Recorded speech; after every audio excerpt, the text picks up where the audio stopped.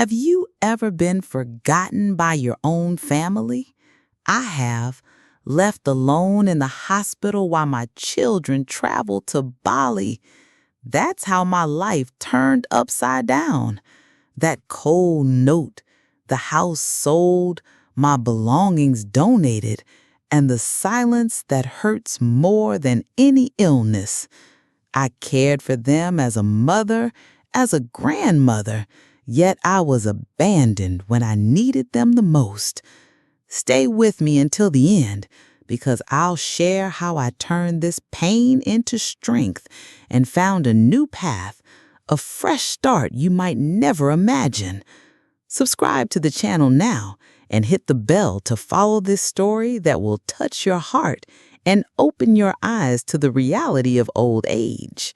I can't tell whether I first heard the insistent beep, beep, beep of the monitor or the acrid sting of antiseptic in the air. My eyes opened slowly, like someone untying an old ribbon, revealing the pale ICU ceiling bathed in the pre-dawn light filtering through the blinds. I felt the IV needle in my arm, my heart both broken and racing, crying out for a familiar face.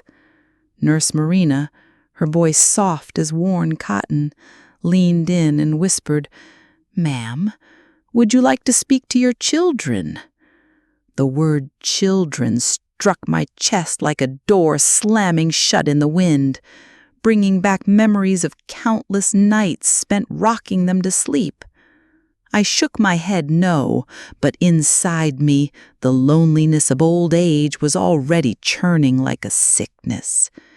Then I noticed the nightstand, a folded piece of paper, as plain as a baker's receipt. My hands trembled as I opened it. Hasty blue ink spelled out, "Mom, we're on our way to Bali. We'll come back when you're better." The words carried no remorse, delivered with the cold finality of canceling a magazine subscription. Family abandonment, I thought, swallowing hard against the bitter taste of ingratitude.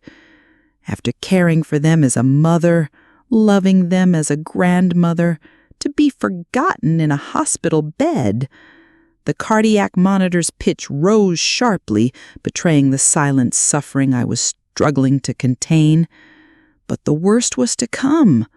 On the stainless steel table, a half-open medical file revealed a red stamp, "Power of attorney activated." My blood turned to ice, like the ocean receding before a tsunami. What documents had they signed while I lay sedated? Had they sold the roof over my head? Stolen my future? I lay there swallowing these razor-sharp questions until Marina adjusted my pillow and said, "Rest now, ma'am. We'll talk later." Rest? How does one rest upon realizing love can be reduced to a legal contract? I was discharged with a weak smile from the doctor and a plastic bag full of medical reports. Marina hugged me tightly, as if she sensed that what awaited me outside would hurt more than any scalpel. When I stepped into the lobby of the building I'd called home for nearly 40 years, the silence felt strange. Even the doorman didn't recognize me at first. I rode the elevator up on trembling legs, a knot of dread tightening in my stomach. The door to my apartment was wide open. Inside, nothing was mine anymore. Nothing. The floral rug replaced with a soulless synthetic one.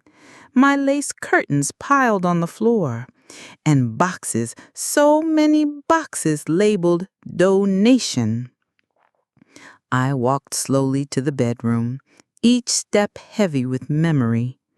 My Sunday dresses were stuffed into black garbage bags.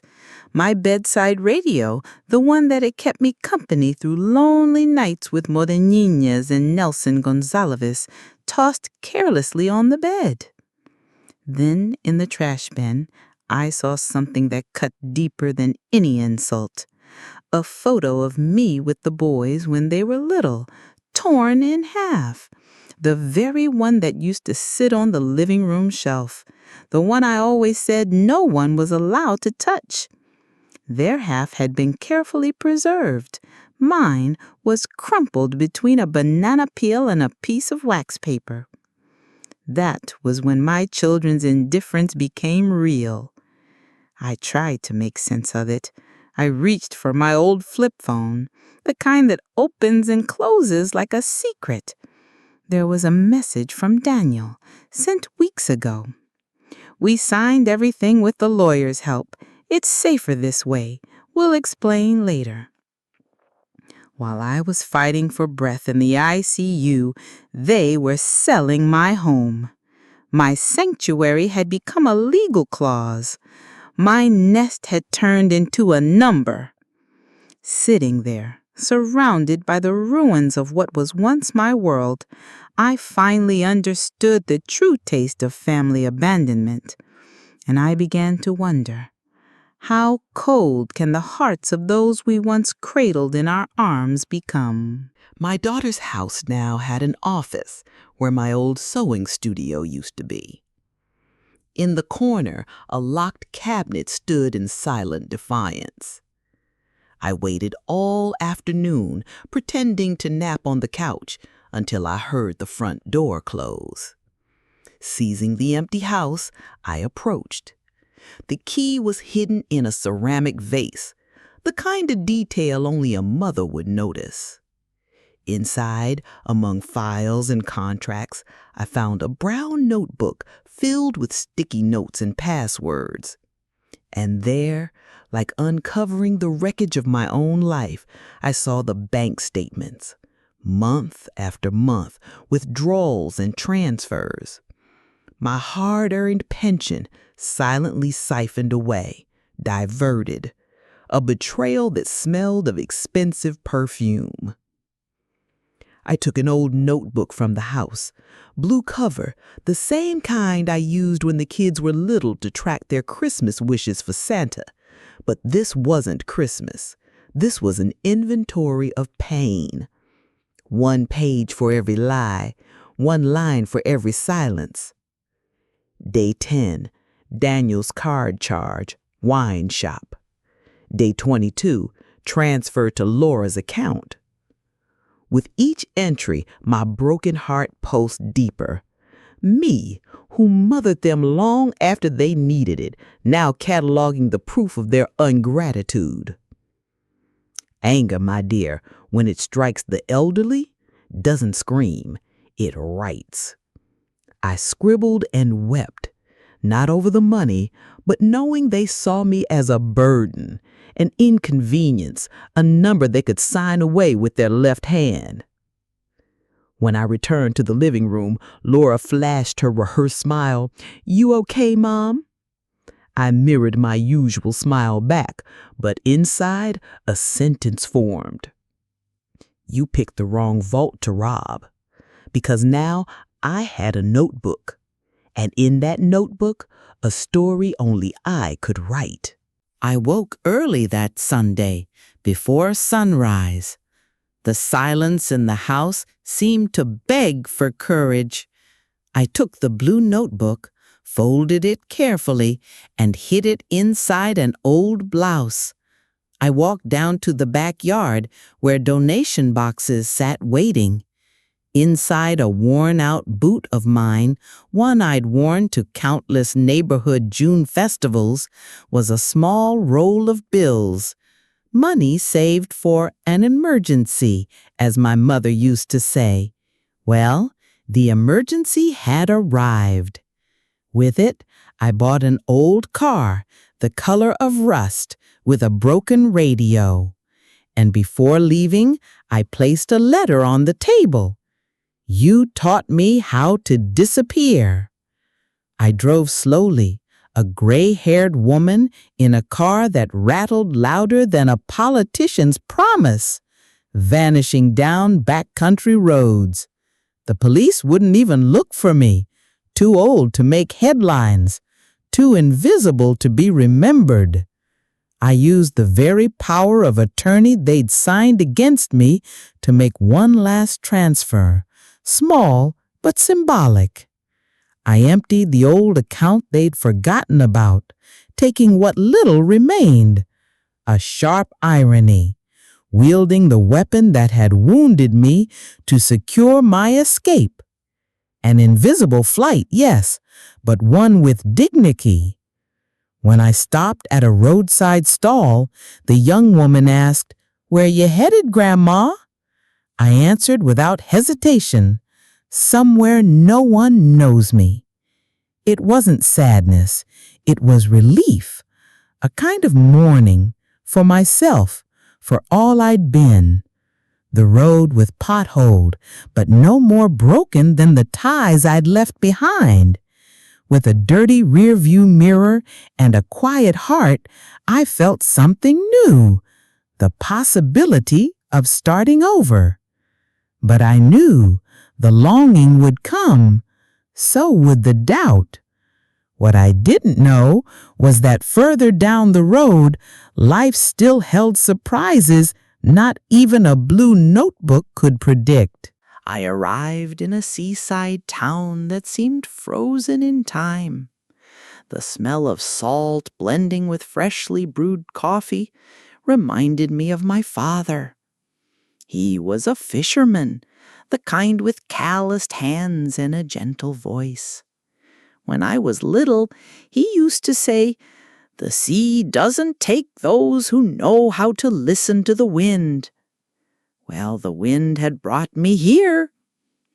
When the boarding house owner asked my name, I introduced myself as Rosa. I hadn't thought much about it, it just came out.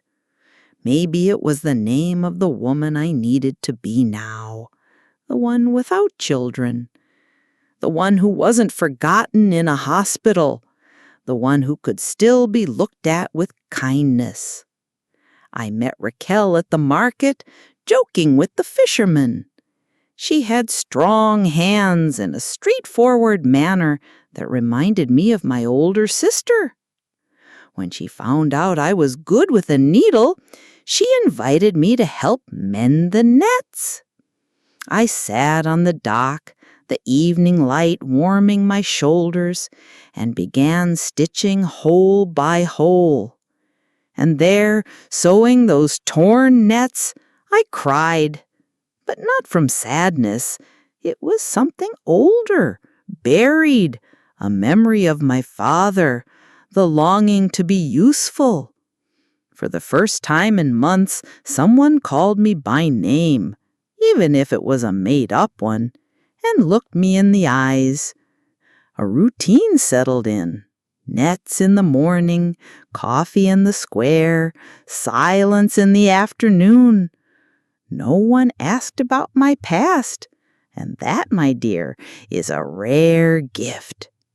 I started mending the fishermen's clothes, washing linens at the fountain, telling stories to barefoot children who ran through the streets.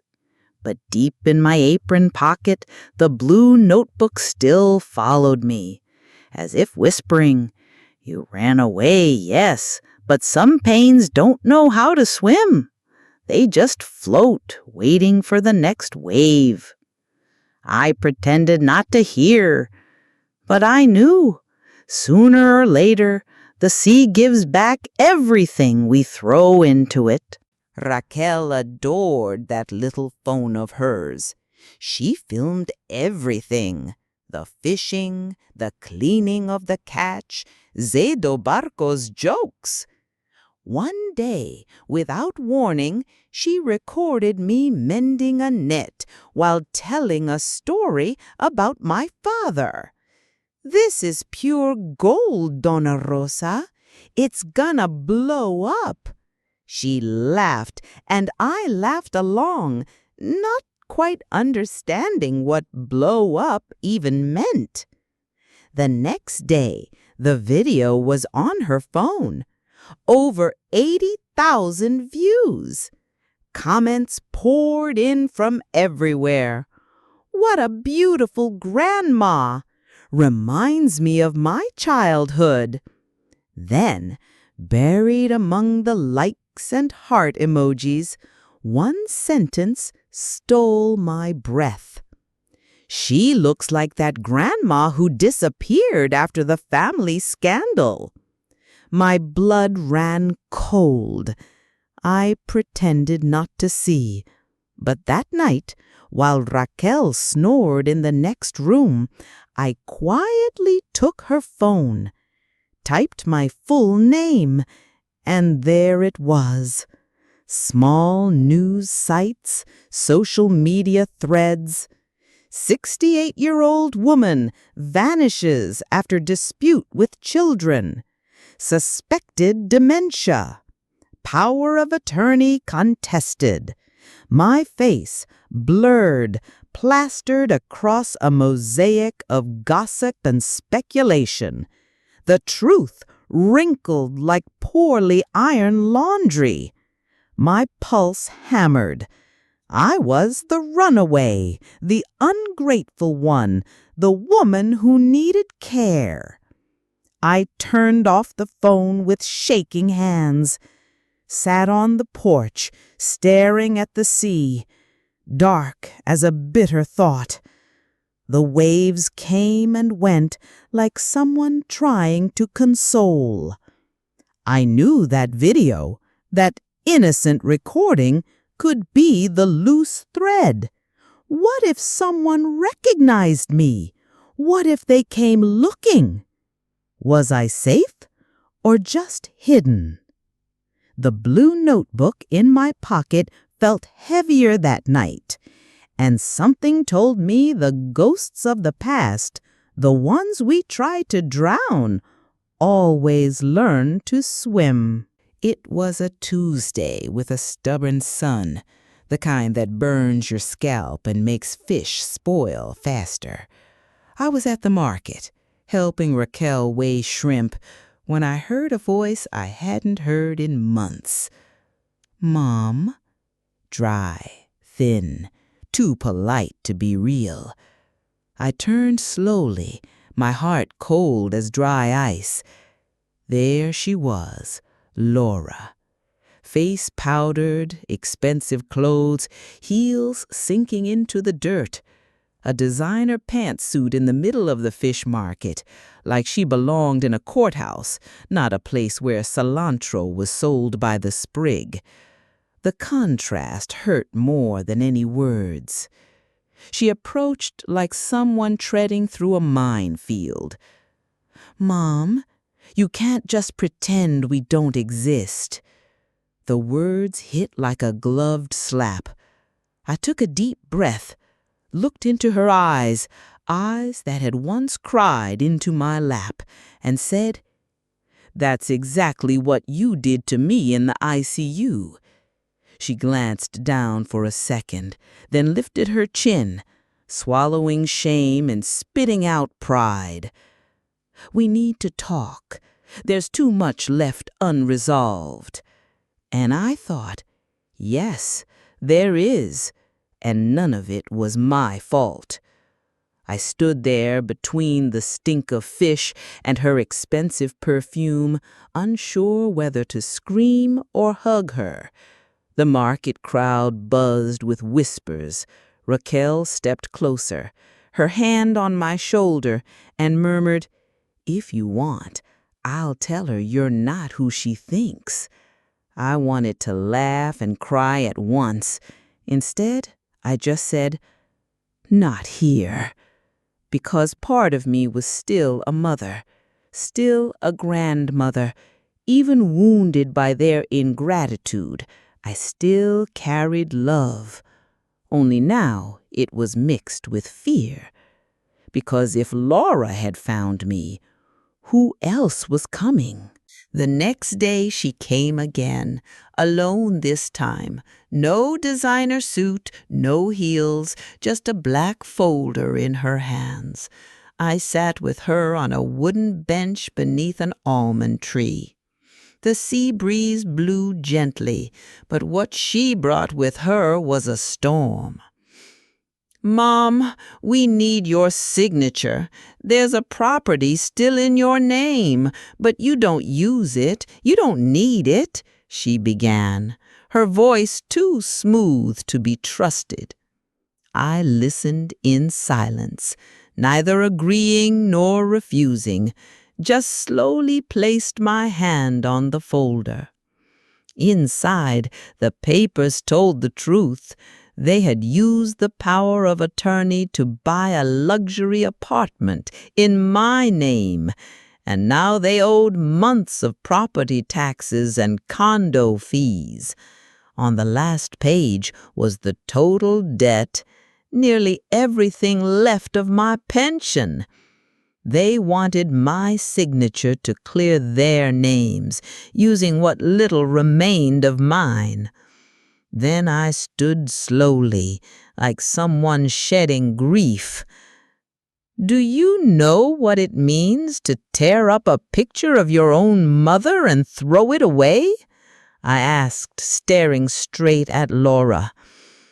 She didn't answer, just bit her lip, the way she did as a child when caught lying.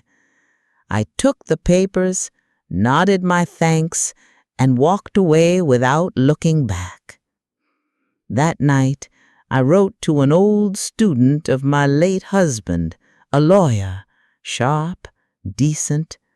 I told him everything, sent copies of the documents, photos, messages. He replied in less than an hour. "You have a strong case and my respect." For the first time in so long, I felt defended, like someone saw me not as a fragile old woman, but as a betrayed woman who still had fight left. I would fight, no longer with a mother's gentle words, but with the truth. And justice, even if slow, is still the last remedy for those who loved too much. That night, as the wind rattled the windows and the sound of waves filled Raquel's house, I sat on the bedroom floor and opened my blue notebook. Its pages were worn, edges crumpled, as if they carried the dust of every disappointment. And without meaning to, pulled by some old memory, I wrote something, not about my children, but about my own mother. I remembered the day I heard her whisper bitterly when I was 10. "Children are debts we carry until we die." Back then, I didn't understand, but I held on to it. And now it made too much sense.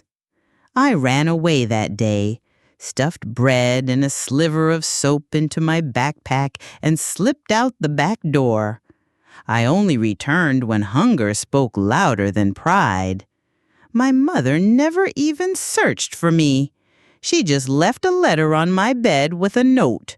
"Why did you come back?" I remember tearing it up, but I kept one piece, the one with her handwriting, crooked and strong, where she'd written, "Too much love can suffocate too." I saved it, just like I saved the part of me that always felt too small to be loved the right way. In that moment, I realized the cycle had come full circle. Now I was the mother, and the silence the same. I tore up the letter I'd written to Daniel and Laura. It was long, full of pain, full of questions. I tore it, yes, but I kept one piece.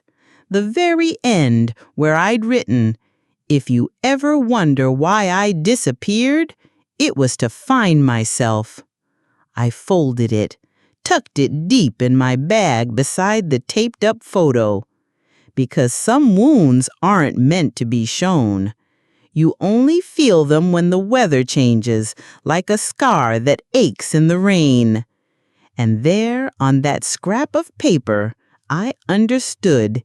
Healing wasn't about forgetting. It was about surviving with dignity. The following week, rumors began swirling through town. Raquel, whose ears were sharper than a transistor radio, rushed to me in distress. "They're saying you ran away because you're sick. Alzheimer's, something serious." At first, I laughed. A bitter, hollow laugh, the kind that escapes when your soul is on fire. But then came the fury.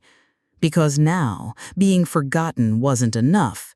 They wanted to paint me as crazy, incapable, a danger even to myself. And all of it for money, out of fear of the lawsuit I had filed. They knew I had proof, and they knew I was more lucid than ever. I sat in the living room, documents spread on the table, phone in hand. I recorded a video. Just one.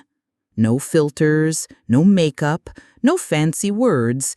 Just me, looking into the camera with the calm of someone who's already lost everything and, because of that, has nothing left to fear. I showed the bank statements, the power of attorney, the transfers. I told the story of the hospital, the donation boxes, the torn photo. And at the end I said with a steady voice, "The only thing I've lost is trust, but my memory, that remains intact." I pressed send. The video spread faster than I imagined.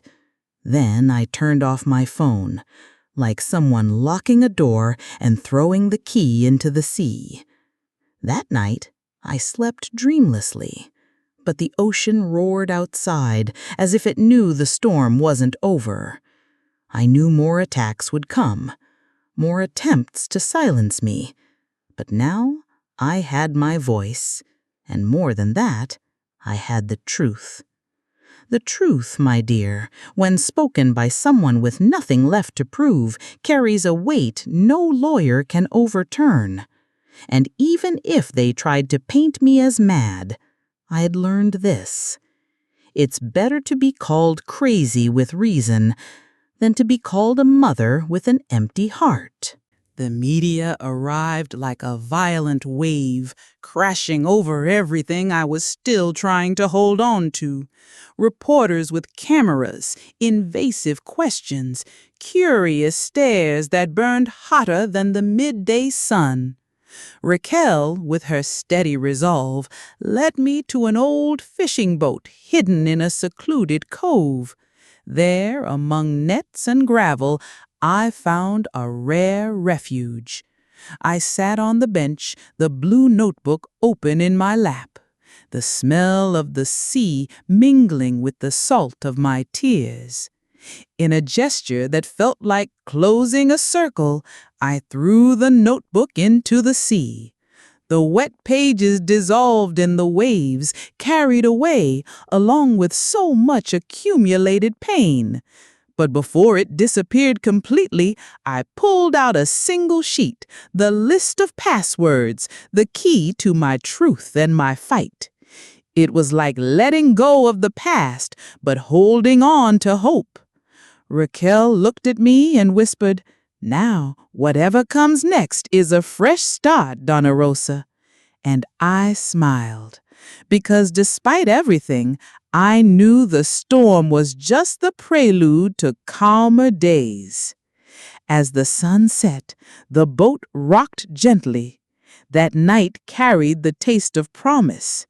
The silence of the calm hinted that perhaps peace could finally bloom. But in my heart, one question lingered. How far can dignity hold when ghosts insist on returning? And if the sea that takes away also brings back what I tried to forget? On a gray day, Daniel arrived alone, head bowed, shoulders weighed down by a burden his expensive clothes couldn't conceal. The boy I once cradled in my arms now seemed small, dwarfed by his own guilt. He sat beside me, hesitant, and said, "Mom, I was wrong. But you were too, you know. When you taught us that love meant silence, you left us alone. I stayed quiet for a long moment, letting the wind carry my silent tears. Then, from my pocket, I pulled out the key to the apartment he'd once given me as a gift bought with my own sweat, and handed it back slowly, as if returning a piece of my own history. He tried to speak, but I didn't want to hear it. What lay between us couldn't be fixed with shallow words or empty promises. That moment was a bridge, thin and fragile, between the past and an uncertain future. I knew the scars couldn't be erased, but I wanted him at least to understand. Love isn't silence, it's presence. And sometimes those who love too deeply must say no to survive. On that park bench, as the sky darkened, I felt the distance abandonment leaves behind and the hope that still flickers in the shadows. When Daniel left, I stared at the key in my palm, once a symbol of home, now just a bitter reminder. Maybe it was time to build new bridges with those willing to cross them. But for now, I decided my peace wouldn't come from the outside. It would have to grow from within, like a flower pushing through stone. The courtroom was silent, the weight of it heavier than the afternoon heat. My children sat there, their gazes straining to conceal the burden of what they'd done. I stood firm, head held high, not just carrying my years, but the entire history of a woman who loved too deeply and was betrayed. When the judge asked my name, I answered calmly, yet resolute. My name now is what I've chosen to bear. They expected to hear the name of a daughter, a mother, a grandmother. Instead, I gave them a new identity, one that refused to be erased. I sought no vengeance through money or rage. I donated the settlement to a nursing home for abandoned elders, a place where familial neglect cuts deepest and the love of caregivers is the only remedy. In that moment, I realized my fight wasn't just for me, but for all the women forgotten, scorned, cast aside by time and ingratitude. My battle had become an act of love, not for those who betrayed me, but for those who still believe an aging heart can beat fiercely and be seen. As the judge delivered the verdict, I felt a rare peace, one that doesn't depend on human justice, but on the reclaiming of one's own dignity. I walked out without looking back, certain that despite the scars, the name I'd chosen was the mark of my strength. That day, within cold walls and weary voices, a new Rosa was born, a woman who never lost herself, even when the world tried to erase her. The days passed with the gentle rhythm of the sea. Raquel and I decided to open a small fishing school for the town's children, our way of giving back what time had tried to steal. On the first day, a little girl ran up to me, her smile sweet as sunrise, and said, "Grandma Rosa, tell us another story about your father." And there, in that moment, I felt what they call rebirth. Love, real love, the kind that doesn't demand recognition, the kind that simply is. I still keep the torn photo in my apron pocket, the one split in half, now mended with tape.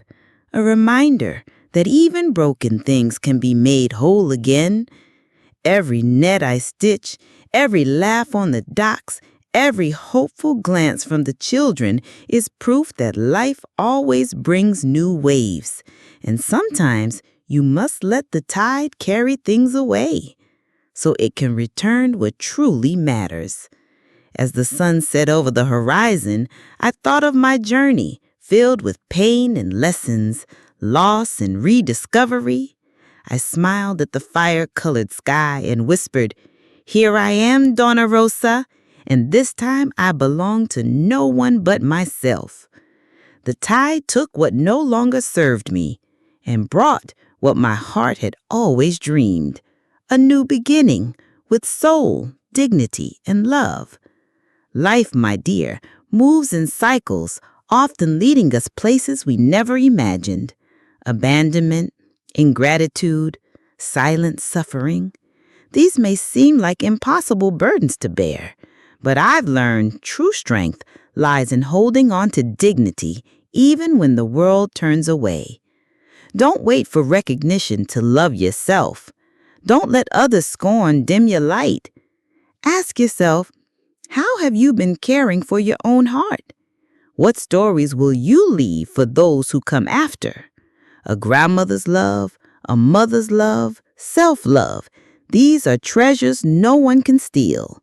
Let yourself begin again, even when all seems lost. Life still surprises those who keep hope alive. If this story moved you, consider subscribing and turning on notifications. You won't miss future messages that might shift your perspective and strengthen your heart. Share it with someone who needs to hear it's never too late to be happy or to reinvent yourself.